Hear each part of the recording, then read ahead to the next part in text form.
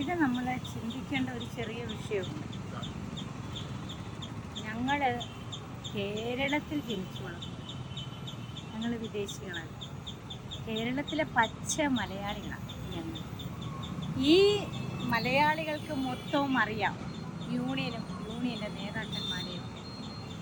ഞങ്ങളെ ഒരെണ്ണത്തിനെ പോലും സുസി സംഘടനയിലേക്ക് വലിച്ചഴയ്ക്കാതെ പ്രഗത്ഭരെന്ന് പറയുന്ന ഈ ANTUC, ഈ CIT യൂണിയനും, ഈ കമ്മ്യൂണിസ്റ്റ് മാർക്സിസ്റ്റ് പാർട്ടിയും, ഈ ഇന്ത്യൻ നാഷണൽ കോൺഗ്രസ്സൊക്കെ എവിടെ പോയി? ഞങ്ങളെ എന്തിനു സുസിക്ക് വിട്ടുകൊടുത്തു? അതിൻ്റെ ഉത്തരവാദിത്വം ആർക്കാണ്? അതിവിടെ പറയുന്നു. CIT യൂണിയൻ പറയുന്നുണ്ടല്ലോ, 26,125 ആശമാരും ഞങ്ങളുടെ കൂടെയാണ്. ശരിയാ, സമ്മതിച്ചു. നാക്കുകൊണ്ട് പറയാനിവിടെ ഒന്ന് മനസ്സിലാക്കണം. ചിത്രത്തിലെ പശു പുല്ല് തന്നില്ല, അത് മനസ്സിലാക്കണം. അതവരറിയാതെ പോയി.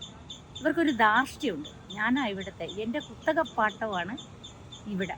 തൊഴിലാളി വർഗം, തൊഴിലാളി യൂണിയൻ, അത് എൻ്റെ സ്വന്തമാണ്. എനിക്കാണ് എൻ്റെ കുത്തകപ്പാട്ടം എടുത്തേക്ക്.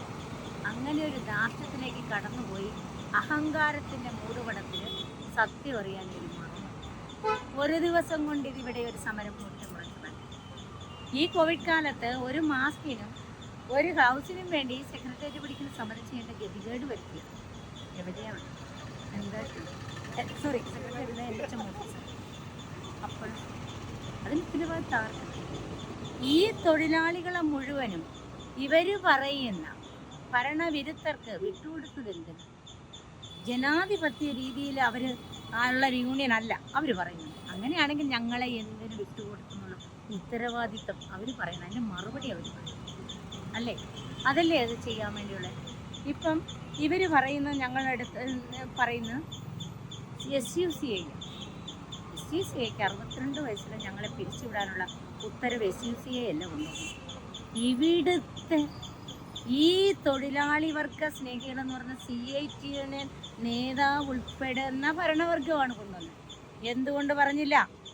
വിരമിക്കൽ ആനുകൂല്യം പ്രഖ്യാപിക്കാതെ വിരമിക്കൽ പ്രായം എന്തിനു നിശ്ചയിക്കുന്നു എന്ന് ചോദിക്കാനുള്ള കടിച്ചില്ലായിരുന്നു അവർക്ക്. എന്തേ അവർ മറന്നുപോയോ? 62 വയസ്സിൽ 9 മൊഡ്യൂൾ ട്രെയിനിങ്ങും കഴിഞ്ഞ് സന്തോഷത്തോടെ വീട്ടിലേക്ക് ഇറങ്ങുന്ന സമയത്താണ് 62 വയസ്സിലെ പിരിച്ചുവിടൽ ഉത്തരവ് വരുന്നത്. ഈ രാജ്യത്ത് ഇങ്ങനെ ഒരു നിയമം നിൽക്കുന്നെന്ന് അവർക്ക് അറിഞ്ഞില്ല. എന്തുകൊണ്ട് അവരതിനെതിരെ ശബ്ദിച്ചില്ല? അന്നിവർക്കില്ലായിരുന്നോ കേന്ദ്രത്തിലേക്ക് പോകാൻ പറയാൻ? ഞങ്ങളെ കൂട്ടിക്കൊണ്ട് അന്ന് പറഞ്ഞുകൂടായിരുന്നോ? നിൽക്കി അവിടെ നിൽക്കി, 62 വയസ്സിൽ ഉത്തരവ് കൊണ്ടുവന്ന കേന്ദ്രമാണ്, നമുക്ക് അങ്ങോട്ട് പോകാം എന്ന് പറയാൻ ഇവർക്ക് പറ്റുമായിരുന്നു? പറ്റൂല. ഉത്തരവ് കൊണ്ടുവന്ന ആരാ? കേരളത്തിലെ ആരോഗ്യമന്ത്രിയാ. 62 വയസ്സ് നീ മതിയാക്കി പോയിക്കോ എന്ന് പറഞ്ഞു. എന്തുകൊണ്ട് പറഞ്ഞു? വിരമിക്കൽ ആനുകൂല്യം. ഇന്ന് ഞങ്ങൾ എങ്ങനെ ഇറങ്ങിപ്പോകും? അപ്പം ഞങ്ങളെ അണയ്ക്കുന്നവരെ, ഞങ്ങളെ അപകട സമയത്ത് സഹായിക്കുന്നവരാണ് നമ്മുടെ ബന്ധു അല്ലേ? ആണ്. വിശപ്പിന് ആഹാരം ബിരിയാണി തരുന്നവരല്ല, നമുക്ക് ആ സമയം ഒരല്പം കഞ്ഞി തരുന്നവരാണ് നമ്മൾക്ക് പ്രിയപ്പെട്ടത്. നമ്മൾ വിശന്ന് പൊരിഞ്ഞിരിക്കുമ്പോൾ എനിക്ക് ബിരിയാണി വരിയെന്ന് പറയൂ? ഞാൻ പറയില്ല. അതാ ഇവിടെ സംഭവിച്ചത്.